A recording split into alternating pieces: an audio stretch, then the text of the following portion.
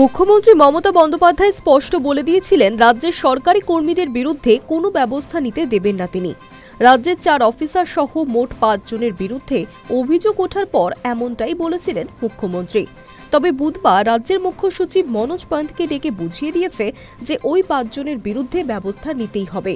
আগামী 21শে আগস্ট পর্যন্ত সময় বেঁধে দেওয়া হয়েছে রাজ্যকে।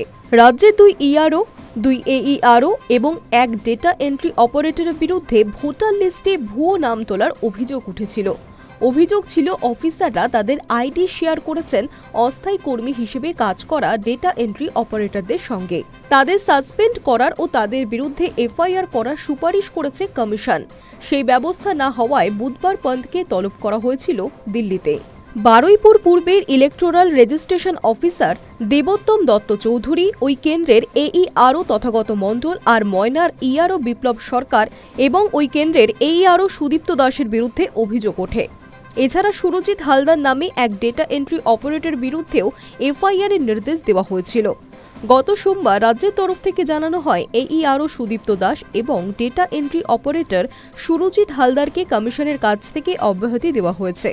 অর্থাৎ কারোর বিরুদ্ধে এফআইআর করা হয়নি, কাউকে সাসপেন্ডও করা হয়নি।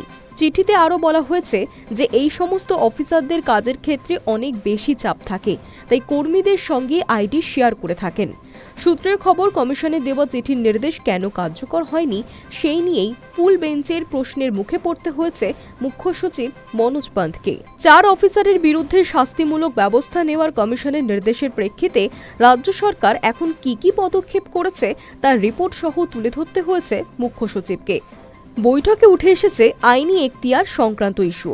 এসআইআর প্রত্যেকটা রাজ্যে বাস্তবায়ন করতে কমিশন যে বদ্ধপরিকর তাও বুঝিয়ে দেওয়া হয়েছে মুখ্য সচিবকে। কমিশন ব্যাখ্যা করেছে যে এক্ষেত্রে আইনি এখতিয়ারের মধ্যেই পুরো কাজ করা হচ্ছে। প্রসঙ্গত, নির্বাচন বিধি লাগু না হতেই রাজ্যের সরকারি আধিকারিকদের বিরুদ্ধে কমিশনের ব্যবস্থা নেওয়ার অধিকার আছে কিনা তা নিয়ে প্রশ্ন তুলেছিলেন মুখ্যমন্ত্রী। Hi News network.